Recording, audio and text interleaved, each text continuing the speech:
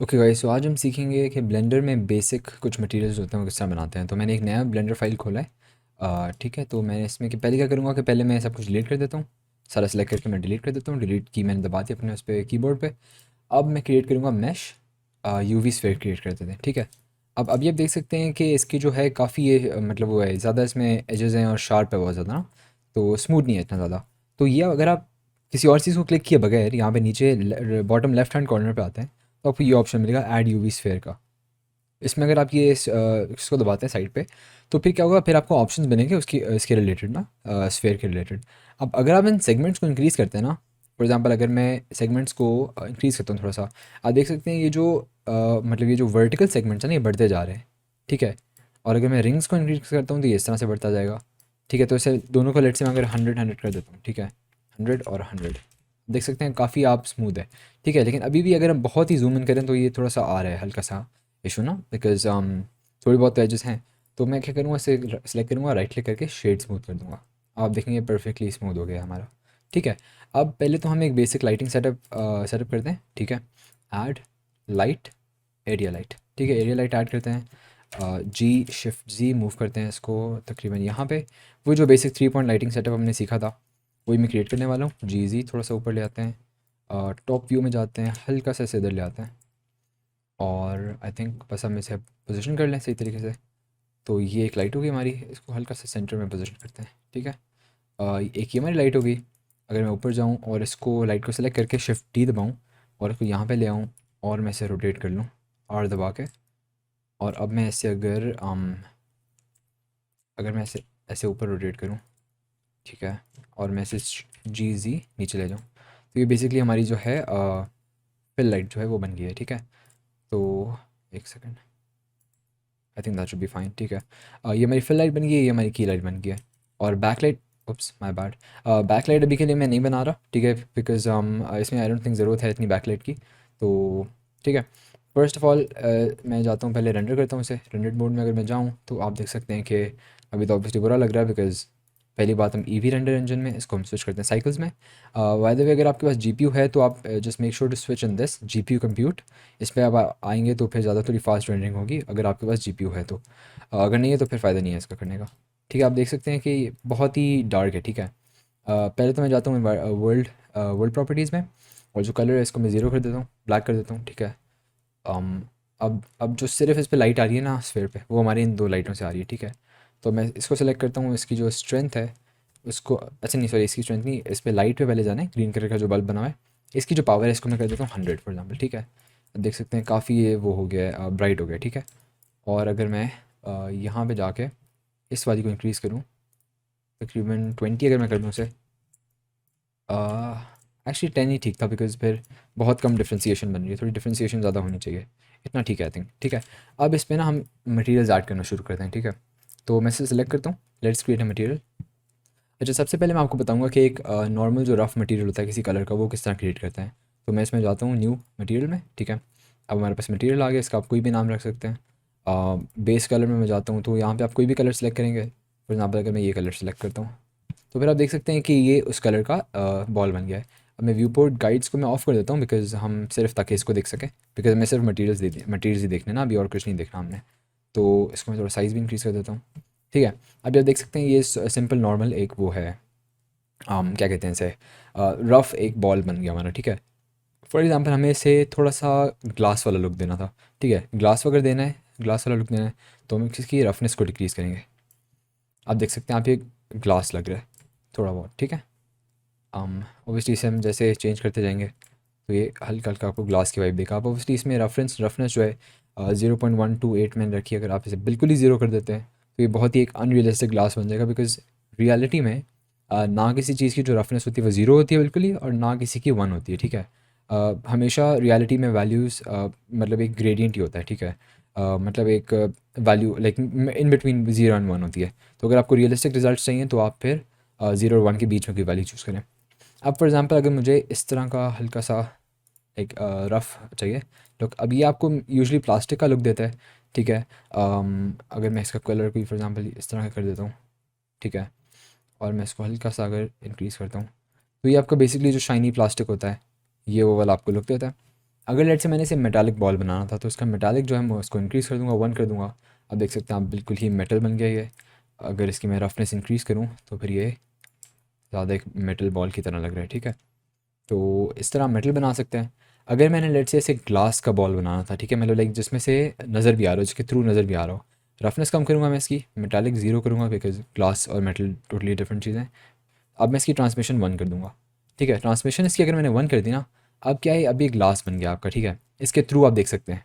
अब इसकी अगर मैं रफनेस थोड़ी सी इंक्रीज़ करता हूँ या फिर लाइक इसको मैं कलर इसका थोड़ा चेंज करता हूँ, आप देख सकते हैं कि असल में मसला ये है, अभी ना हमारे पास पीछे कोई बैकग्राउंड है नहीं, इसलिए हमारा कोई ख़ास नज़र नहीं आ रहा। अगर मैं इनकी व्यूपोर्ट गाइड्स को ऑन करता हूँ और मैं अगर इसके पीछे कोई ऑब्जेक्ट ऐड करता हूँ, ऐड ऑब्जेक्ट क्यूब, इसको अगर मैं जी एक्सिस में पीछे ले जाता हूँ, तो आप देख सकते हैं कि ये ऑब्जेक्ट जो है ना, इससे जो पीछे पड़ा हुआ है, वो आपको हल्का से यहाँ पे नज़र आ रहा है। ये जो है ये आपको बेसिकली क्यूब नज़र आ रहा है, ठीक है, पीछे वाला इसका।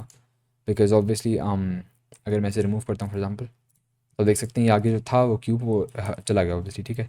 तो इस तरह आप पीछे अगर ऑब्जेक्ट्स ऐड करेंगे तो फिर ही आपका ग्लास रियलिस्टिक लग सकता है।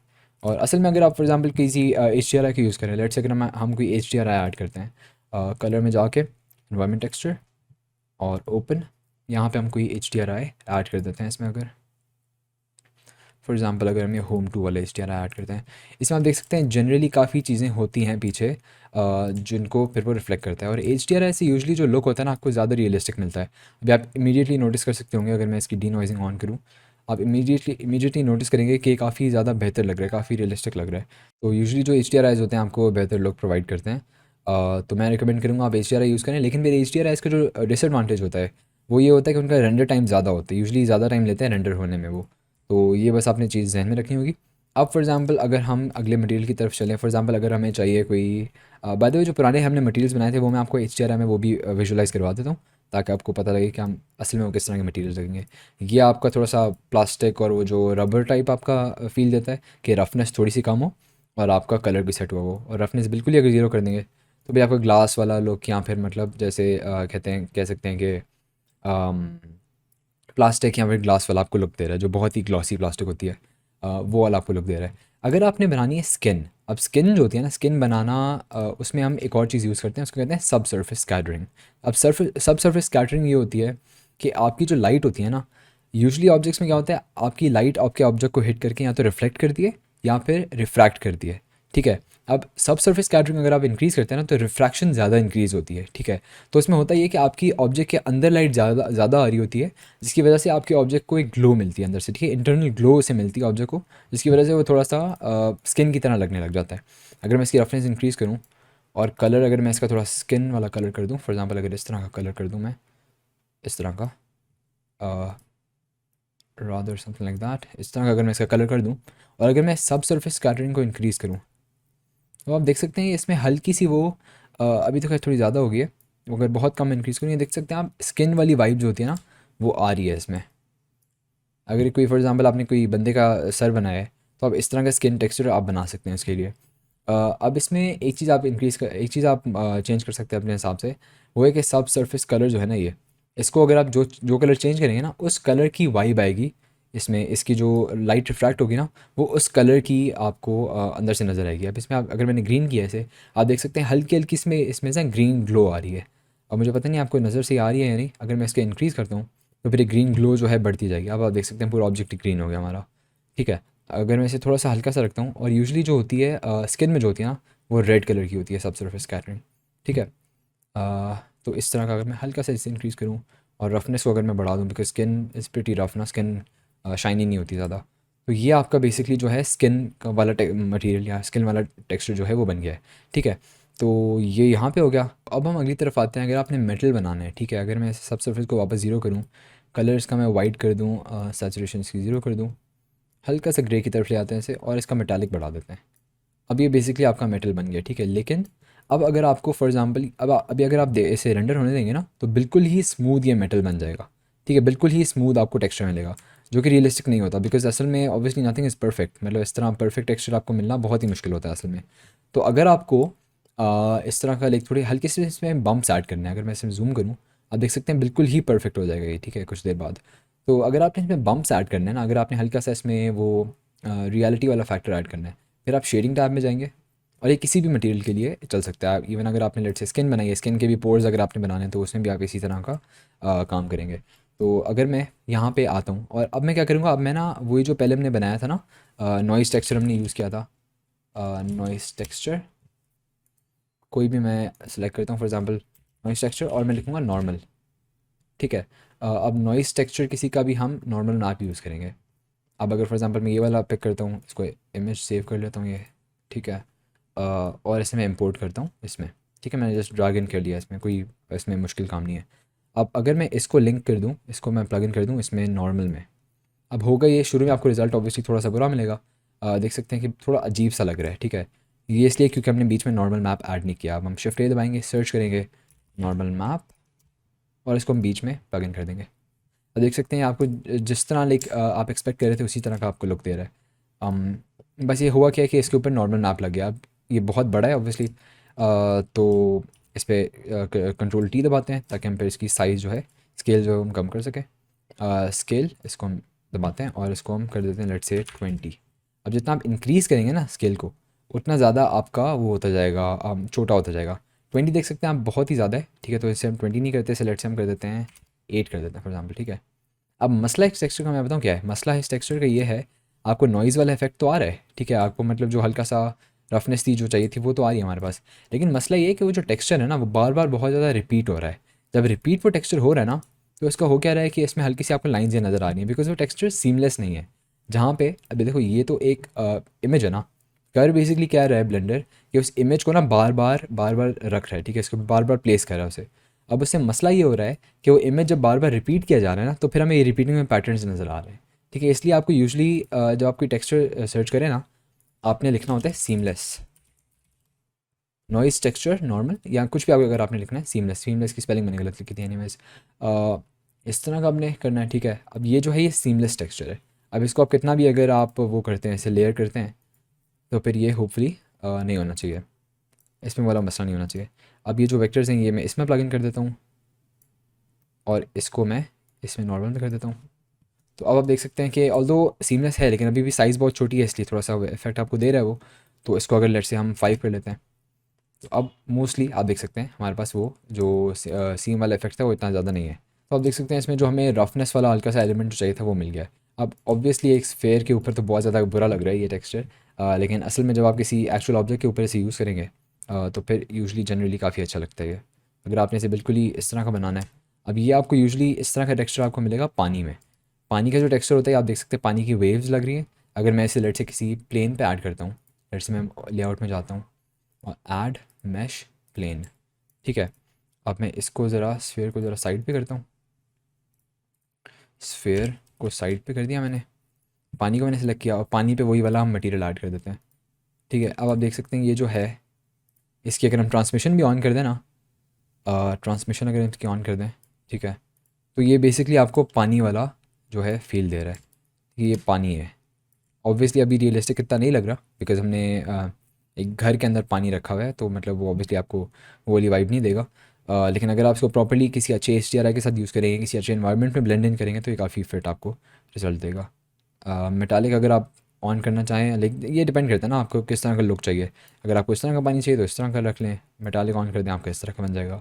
तो it really depends on what you want. तो मतलब आहिस्ता आहिस्ता आप जैसे सीखेंगे अपने मटेरियल्स क्रिएट करना, तो उस हिसाब से आपको आ जाएगा। तो ये मटेरियल यहाँ पे हो गया। तो अभी ये चीज़ हमने कवर की है कि बेस कलर जो है उससे आप कलर ऑब्वियसली चेंज कर सकते हैं इसका। सब सरफेस से आपको अगर स्किन चाहिए, यहाँ पर आप किसी फ्रूट का बना रहे हैं, फ्रूट का जो टेक्सचर होता है, अगर आप फॉर एग्जांपल एक एप्पल बना रहे हैं, यहाँ पर एक पीच बना रहे हैं, तो उसमें आप सब सरफेस यूज़ करेंगे। सब सरफेस कलर जो होता है वो सब सरफेस के जो उसमें इफेक्ट जो आपको आता है उसको कंट्रोल करता है। सब सरफेस IOR को और सब सरफेस एनिसोट्रॉपी को आप अभी इग्नोर करें, इसका भी एज सच यूज़ नहीं आएगा। मेटालिक से आप ऑब्वियसली कंट्रोल कर सकते हैं कि आपका ऑब्जेक्ट जो है कितना मेटालिक होगा, और अगर आपको मेटल यूज़ करना है तो आप करेंगे। यूजुअली ये जो वैल्यू होती है ये एक वैल्यू मतलब ये बीच की वैल्यू नहीं होती, ये आइदर इट्स मेटालिक और इट्स नॉट, ठीक है। मतलब आपकी या तो वैल्यू 0 पे होगी या तो 1 पे होगी। अगर मेटालिक है तो 1 पे होगी, नहीं है तो 0 पे होगी। स्पेक्यूलर से आप रिफ्लेक्शन को जो है कंट्रोल कर सकते हैं, लेकिन यूजुअली हम ये नहीं करते, हम रफनेस से वो करते हैं। स्पेक्यूलर को बस हम जहाँ पे हैं वहाँ पे रहने देते हैं। तो रफनेस अगर आप कम करेंगे तो रिफ्लेक्टिव ज़्यादा हो जाएगा, रफनेस इंक्रीज़ करेंगे तो रफ़ हो जाएगा ऑब्जेक्ट बहुत ज़्यादा, ठीक है। एनिसोट्रॉपिक को आप इग्नोर करें, स्पेक्युलेटेंट को इग्नोर करें। ये चीज़ें जो है ना ये यूजली यूज़ नहीं होती। शीन जो है, शीन कपड़े में यूज़ होता है। कपड़े का अगर आप टेक्सचर बना रहे हैं क्लॉथ का, तो फिर उसमें आप यूज़ कर सकते हैं, लेकिन वो काफ़ी एडवांस चीज़ है, आगे चल के आता है, तो इस कोर्स में क्या पता हम कवर ना करें। क्लियर कोड और क्लियर कोड रफनेस भी हम नहीं कवर करेंगे। अच्छा, IOR जो होता है ना, IOR थोड़ा इंपॉर्टेंट होता है। मैं आपको IOR का बताता हूँ वो क्या होता है। अगर हम इसका नॉर्मल अनप्लग करें और इसको हम मेटालिक ना बनाएं और इसको हम वो कर दें, हम ट्रांसमिशन की 1 कर दें, और अगर हम इसकी रफनेस थोड़ी कम कर दें, बेसिकली ग्लास का टेक्सचर मैंने पूरा बना दिया, ठीक है, ग्लास का बॉल बन गया हमारे पास। तो इसका ना, इसकी जो रिफ्लेक्शन इसके अंदर नज़र आ रही है वो कितनी ज़्यादा डिस्टॉर्ट हुई हुई है, ये आप कंट्रोल कर सकते हो IOR से, इंडेक्स ऑफ रिफ्रैक्शन से, ठीक है। अगर मैं इसे कम करता हूँ ना, तो आप देख सकते हैं बहुत ही डिस्टॉर्ट हो रही है जो है हमारी इसके अंदर की रिफ्लेक्शन जो है। और अगर हम इसे कम करते जाएंगे, आप देख सकते हैं ये हमें इफेक्ट आ रहा है कि एक पॉइंट आएगा जिस पे हमारी बहुत कम वो होगी, डिस्टॉर्ट होगी। अभी आप देख सकते हैं बहुत कम हमारी डिस्टॉर्ट हो रही है। तो अब सिचुएशन के हिसाब से देखेंगे कि कितना इस पे रिफ्लेक्शन आनी चाहिए, कितना जो इसमें वो है, कितनी हमें इसके थ्रू नज़र आना चाहिए, वो आप अपने हिसाब से कर सकते हैं। यूजली जो पानी का IOR होता है वो I think it's around 1.4 something, और ग्लास का जो होता है वन, वो भी 1.3 1.4 इस तरह का होता है। तो यूजली ये वैल्यू जो होगी 1.3 1.4 1.5 इसके दरमियान ही चलेगी। इसी में आपको जो ऑप्टिमल रिजल्ट्स हैं वो मिलेंगे। ये सीन है इसका। बाकी आप देख सकते हैं ये अगर इस पे अप्लाई करते हैं तो फिर इस पे भी आपको काफ़ी डिस्टॉर्शन मिल रही है। लेकिन अगर हम इसे चेंज करते जाएंगे तो डिस्टॉर्शन का जो लेवल है वो चेंज होता जाएगा, ठीक है। तो ये यहाँ पे हो गया। सो आई थिंक जो बेसिक मटेरियल्स थे वो मैंने कवर कर लिए हैं इस वीडियो में। और बाकी ये है कि हम यूजुअली जो हम चीज़ें बनाएंगे ना, फॉर एग्जांपल अगर मैं अपने इंस्टाग्राम पे जाऊँ, अगर मैं अपने प्रोफाइल पे जाऊँ, तो आप देख सकते हैं कि यहाँ पे जो यूजुअली जो चीज़ें बनाता हूँ ना मैं, उनके टेक्सचर्स में मैंने खुद नहीं बनाए हुए होते, उनके मैं प्री मेड टेक्सचर्स यूज़ करता हूँ, ठीक है। फॉर एग्जांपल अगर ये वुड का टेक्सचर है, तो ये एक वेबसाइट है पॉलीगॉन, वो मैं आपको इसका इंट्रोड्यूस करवाऊँगा आगे चल के।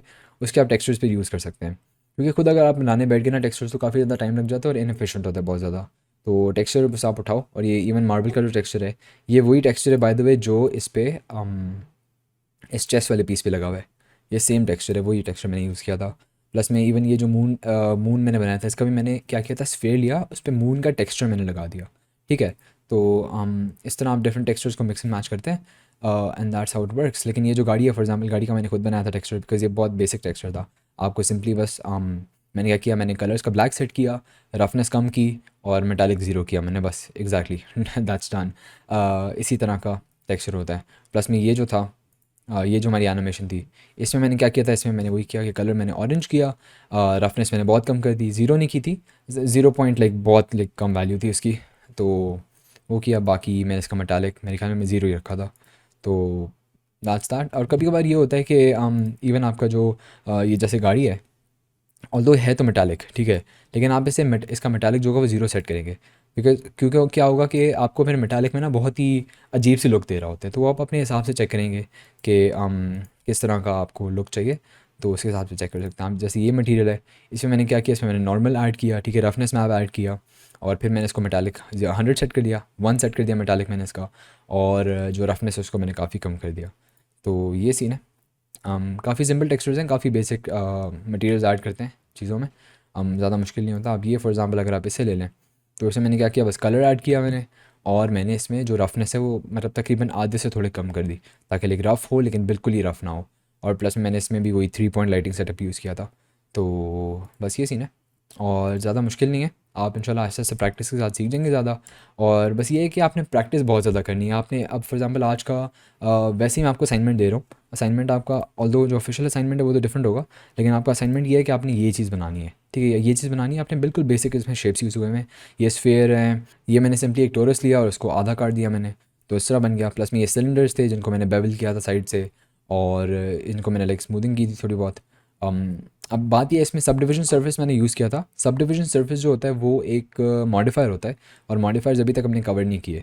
तो आप देख सकते हैं, चेक करें जहाँ तक आपसे बन रहा है ना वहाँ तक आप बनाएं। कुछ चीज़ें इसमें ऐसी हैं, जैसे ये टोरस है, इसमें मैंने सब डिविजन सर्फेस यूज़ किया था।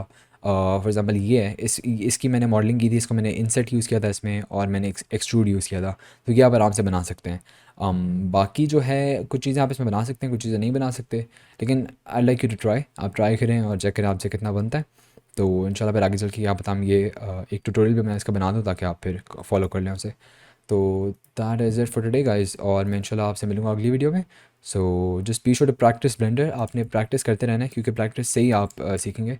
इवन आप चाहे कितने भी ट्यूटोरियल्स देख लें, अगर आपकी प्रैक्टिस नहीं होगी तो फिर आप नहीं सीख पाएंगे। तो वैसे ही आपने चीज़ ध्यान रखनी है कि प्रैक्टिस आप करते रहें बहुत ज़्यादा। Thank you. अल्लाह हाफ़िज़।